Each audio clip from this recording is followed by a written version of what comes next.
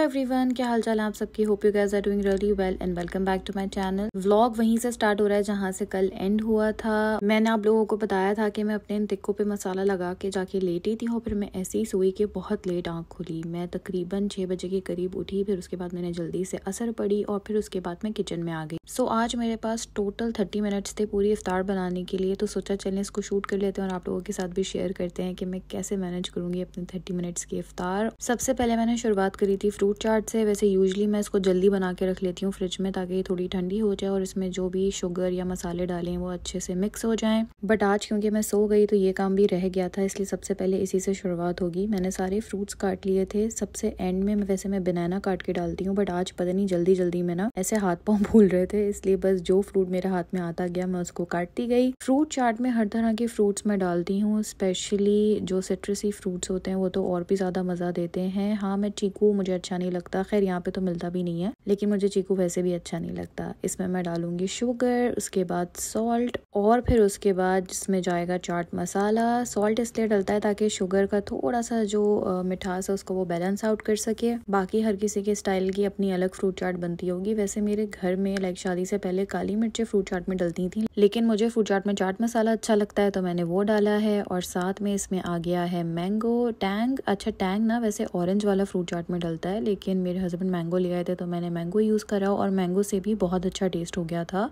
ये कंपलसरी है, अगर ये ना हो ना मेरी फ्रूट चाट अगर जूसी ना हो ना तो फिर मुझे मज़ा नहीं आता बिल्कुल भी। फ्रूट्स को मैं बहुत हल्के हाथ से मिक्स करूंगी ताकि जो बेरीज हैं वो ज़्यादा टूट ना जाए, मैशी ना हो जाए। और फिर उसके बाद मैं इसको रैप करके अच्छे से फ्रिज में रख दूंगी। अभी आधा घंटा है तो आई थिंक थोड़ा बहुत तो फ्रूट चिल हो ही जाएंगे। जब टाइम कम होता है ना और काम ज़्यादा होता है तो वैसे भी हाथ पाँव फूल रहे होते हैं, समझ नहीं आ रहा होता है कि कहाँ से शुरुआत करें, कैसे सब कुछ मैनेज होगा। इसलिए मैं एट अ टाइम एक ही टास्क कर रही थी। सबसे पहले मैं फ्रूट चाट को अच्छे से रैप करके फ्रिज के अंदर रख दूंगी और फिर उसके बाद मैं अपने नेक्स्ट स्टेप पे जाऊंगी। अच्छा, क्योंकि मैंने आज टिक्का बनाना ही था हस्बैंड के लिए तो उसके लिए चटनी मैंने बना के सबसे पहले तैयार कर ली। I mean, दही वाली चटनी या जो रायता होता है, क्योंकि ये ऐसा एक छोटा सा काम है, अगर एंड में टाइम कम हुआ ना तो ये मिस हो जाएगा और फिर बेचारे हस्बैंड कुछ बोलेंगे तो नहीं, लेकिन आई नो कि वो खाने में इतना मजे का लगेगा नहीं टिक्का। इसलिए सबसे पहले मैंने ये भी करके खत्म किया। इसमें कुछ खास करना नहीं था, बस मैंने दही के अंदर जो चटनी मेरी हरी बनी रखी हुई थी उसको मैंने मिक्स कर लिया और ये रायता तैयार हो जाएगा। बहुत छोटा सा काम है, लेकिन ये ना रह जाता अगर मैं एंड के लिए इसको छोड़ती तो। अब मैं लग जाऊंगी अपनी कटिंग के लिए, क्योंकि मैंने आज बनाने थे पकोड़े। मिक्स पकोड़ा भी बनाऊंगी और साथ में आलू वाले पकोड़े भी बनाऊंगी। अच्छा, मैं आप लोगों के साथ शेयर कर देती हूँ अपनी रेसिपी और पकोड़ा स्टोरी भी। पकोड़ा स्टोरी ये जी कि मुझे पकोड़े बनाना नहीं आते थे और शादी से पहले ना मैं अपने घर में यानी कि अपनी अम्मी घर में जब मैं रहती थी तो इफ्तार बनाना मेरी रिस्पॉन्सिबिलिटी होती थी डेली। तो मैं जब भी इफ्तार बनाती थी ना मुझे ऐसा लगता था कि मैं बड़े अच्छे पकोड़े बना रही हूँ, मैं बड़ा प्राउड फील करती थी। बाकी सारी चीजें तो मैं अच्छा बनाती थी, लेकिन पकोड़े मुझे ऐसा लगता था कि मैं बहुत अच्छे बना रही हूँ। बट एक्चुअली मेरे पकोड़े अच्छे नहीं होते थे और मुझे अब समझ आई है वो बात। और मेरे घर वाले बेचारे खा जाते थे उसको चुपचाप और तारीफें भी कर दिया करते थे, और ये सालों होता रहा, 1-2 साल की बात नहीं है। फिर उसके बाद शादी हो गई। शादी के बाद भी जो हमारा पहला रमजान था जो हमने पाकिस्तान में गुजारा, उसमें भी मेरे पकोड़ों के हाल कुछ वैसे ही थे। मैं पकोड़े वैसे ही बनाती थी जैसे बनाने की आदत थी।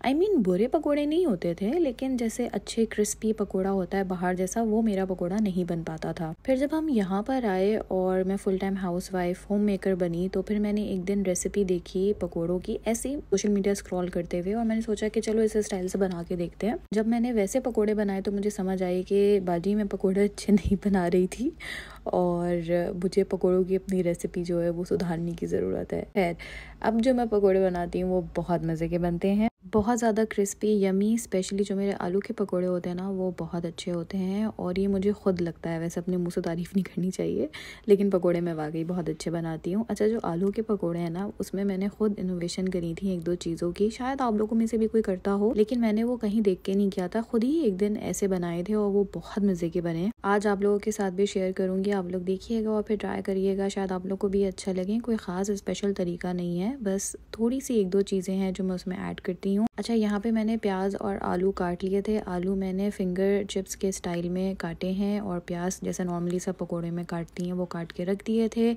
मैं जब कटिंग करने के लिए खड़ी होती हूँ तो फिर सारी तरह की कटिंग एक ही दफ़ा में कर लेती हूँ। तो मैंने मिक्स पकोड़ों की कटिंग के साथ साथ जो मैंने आलू वाले पकोड़े बनाने थे उसके लिए भी आलू स्लाइस में काटना शुरू कर दिए थे। और जो मेरा पहला स्लाइस होता है ना वो हमेशा थोड़ा सा मोटा कट जाता है। खैर, मैं इसको अच्छे से, बहुत ज़्यादा थिन भी नहीं और बहुत ज़्यादा थिक भी नहीं, नॉर्मल साइज़ के स्लाइस मैंने काट के रख दिए थे। फिर उसके बाद मैं हरी मिर्चें और धनिया वगैरह काटूंगी अपने मिक्स पकोड़ों के लिए। कटिंग एक दफ़ा हो जाती है ना तो सुकून सा हो जाता है, क्योंकि यही सबसे ज़्यादा टाइम कंज्यूमिंग काम होता है। इसलिए मैं सबसे पहले जो है ना कटिंग से जान छुड़ाती हूँ अपनी। ये आप लोगों को लग रहा होगा कि मैं बहुत तहम्मुल से काम कर रही हूँ, लेकिन मैं ही जानती हूँ कि मैं कितनी ज़्यादा इस वक्त प्रेशर में थी। वक्त कम था, मुकाबला सख्त था, इसलिए बस जल्दी जल्दी काम मैं निपटा रही थी। और उसका नतीजा ये मेरी हरी मिर्चें हैं जो अजीब तरीके से चॉप हुई हैं, मोटी मोटी सी, लेकिन मैंने आज बस ऐसे ही चॉप करी। अगर इनको फाइन चॉप करने के लिए लग जाती तो हो जाना था मेरा काम। वैसे भी इन्होंने पकौड़ों में ही जाना है तो खैर है जी।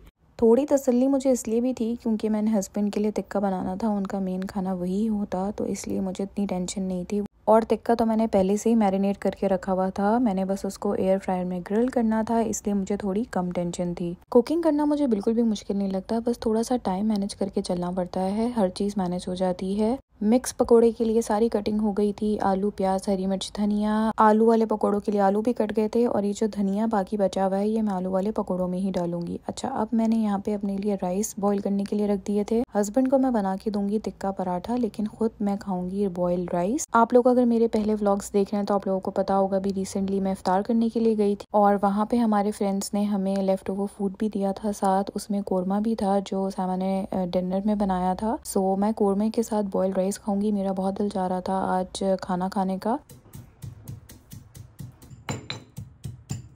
साबुत धनिया को हल्का सा मैंने कूट लिया था, थोड़ा सा क्रश, थोड़ा सा साबुत, और वो मैं डाल दूंगी अपने दोनों पकोड़ों के बैटर्स में, जो आलू वाले पकोड़े बनाऊंगी उसके लिए भी और जो मिक्स पकोड़ा है उसके लिए भी। जिसकी जितनी क्वांटिटी है उसमें उस हिसाब से डल जाएगा। आलू वाले पकोड़े के बैटर में डलेगा नमक और साथ में कुटी मिर्चें। पानी अपने हिसाब से हर कोई डालता होगा। पहले मैं बहुत ज्यादा मोटी कोटिंग रखती थी, बट अब नहीं, मैं थोड़ा पतला ही बैटर बनाती हूँ। और ये बस मैंने इतना ही बैटर लिया जिसमें मेरे ये सारे पकोड़े कोट होके बन जाएंगे, ताकि वेस्ट ना हो बिल्कुल भी। अच्छा, मैं इसमें फ्रेश धनिया भी डालती हूँ, तो मैंने चॉप करके धनिया भी इसके अंदर डाला था और मुझे कम लग रहा था तो मैं थोड़ा सा और ऐड करूंगी। बहुत मजे के बनते हैं इससे पकोड़े। कंसिस्टेंसी आप अपने हिसाब से रख सकते हैं। मैंने ये रखी थी, ना बहुत ज्यादा पतली थी ना बहुत ज्यादा गाढ़ी थी। जो धनिया मेरा थोड़ा सा बच गया है उसे वेस्ट किए बगैर अपने मिक्स पकोड़ों के बैटर में भी डाल देंगे।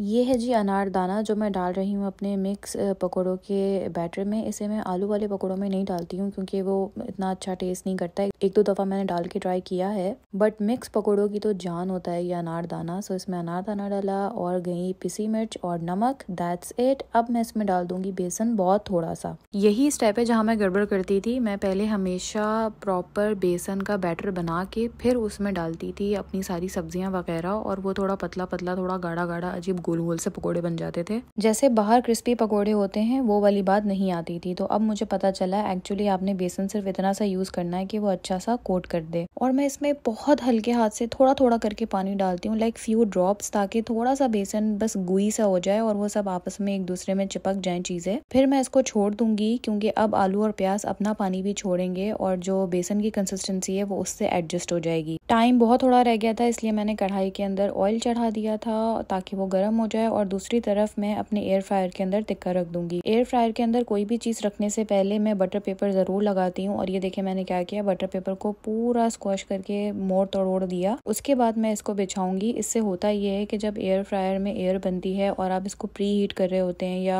कुछ भी इसके अंदर रखते हैं, तो समटाइम्स जो पेपर है ना वो एयर की वजह से उठकर ऊपर इसकी हीटेड जो आयरन की रॉड्स हैं उस पर टच कर जाता है और पेपर बर्न होने लगता है। उससे इसकी स्मेल फूड में भी आ जाती है और पूरे घर में भी ऐसा लगता है कि कोई कागज जला रहा है। सो इस तरीके से ना अगर आप पेपर को पूरा मोड़ तोड़ के डालें तो वो फिर एयर की वजह से ऊपर उड़ता नहीं है। राइस मेरे बॉईल हो गए हैं, इसको बस दम पे लगाएंगे फटाफट, और अब मेरे काम की स्पीड बढ़ चुकी है।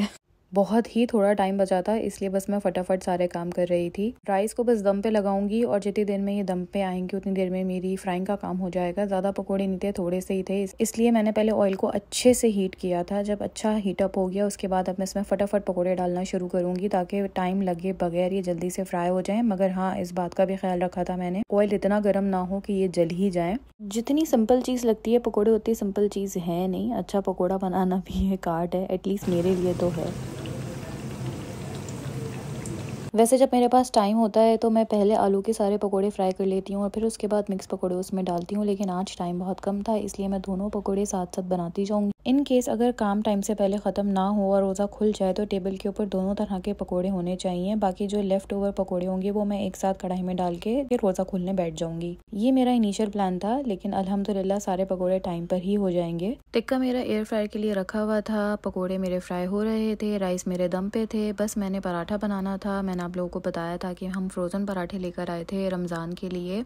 ये बड़े मज़े के शाना के पराठे होते हैं। अगर आप लोग यहाँ यूके में रहते हैं तो ज़रूर इसको ट्राई कीजिएगा। अच्छा, मैंने यहाँ पे टिक्के को टर्न कर लिया था क्योंकि वो एक साइड से अच्छा ग्रिल हो गया था और प्रॉपरली गल भी गया था। बस 5 मिनट और इसको चाहिए थे ऊपर से हल्का सा ग्रिल इफेक्ट देने के लिए। इसके बाद ना मैंने पराठा रख दिया था फ्राई करने के लिए और पकौड़ों का एक बैच निकाल लिया था। अब ये सेकंड बैच था जो मेरा निकल रहा था इस वक्त। और ये देखें कितने अच्छे मेरे आलू के पकोड़े बनते हैं। एक तो कलरफुल भी होते हैं, इतने अच्छे क्रिस्पी होते हैं और बिल्कुल भी ऑयल नहीं पीते हैं। लाइक मैंने सिर्फ पकोड़े बनाने से 2-3 मिनट पहले इसका बैटर फाइनलाइज किया था और इतनी देर काफी होती है, मुझे कोई बेसन को भिगो के देर तक नहीं रखना पड़ता। ऊपर से इसमें जो क्रश्ड साबुत धनिया और फ्रेश धनिया का टेस्ट आता है ना, वो बहुत मजे का आता है। आप लोग आलू के पकोड़े इस तरीके से ट्राई करिएगा, बहुत मजे के बनते हैं। साथ साथ मेरे यहाँ पे मिक्स पकोड़ों का फाइनल बैच डल गया था और यहाँ पे मेरा पराठा भी सिक रहा था। ये जो रेडीमेड पराठे होते हैं इसमें आप चाहें तो ऊपर से ऑयल ऐड कर सकते हैं, लेकिन इनमें ऑलरेडी इतना ऑयल होता है कि ये अच्छे से सिक जाते हैं, तो मैं एक्स्ट्रा ऑयल ऊपर से कोई भी नहीं डालती हूँ। बस लो फ्लेम पे इसको बहुत अच्छे से सेक लेती हूँ तो ये बहुत मजे का पराठा बन जाता है। पाकिस्तान के जो होटल वाले पराठे हैं वैसा तो नहीं होता, मगर हमारा काम इससे चल जाता है। ऑफिस खत्म होने के बाद हस्बैंड ने आके जूस बना दिया था तो वो मैं रिकॉर्ड नहीं कर पाई हूँ, लेकिन उसके अलावा सब कुछ मैंने आप लोगों के साथ शेयर किया। और ये मेरा मजेदार सा टिक्का रेडी हो गया है। इसकी मैरिनेशन कल वाले व्लॉग में थी और मैंने बनाया कैसे है वो आज के व्लॉग में है। साथ में ये पराठे थे और ये मज़ेदार सा रायता था। और मैंने बिल्कुल सही डिसीजन लिया था जो मैंने रायता पहले से बना लिया, क्योंकि अभी जब मैं ये क्लिप रिकॉर्ड कर रही थी इस वक्त रोज़ा खुल चुका था, हम लोग खजूर खा चुके थे, बट मैंने सोचा कि पहले आप लोगों को दिखा दूँ।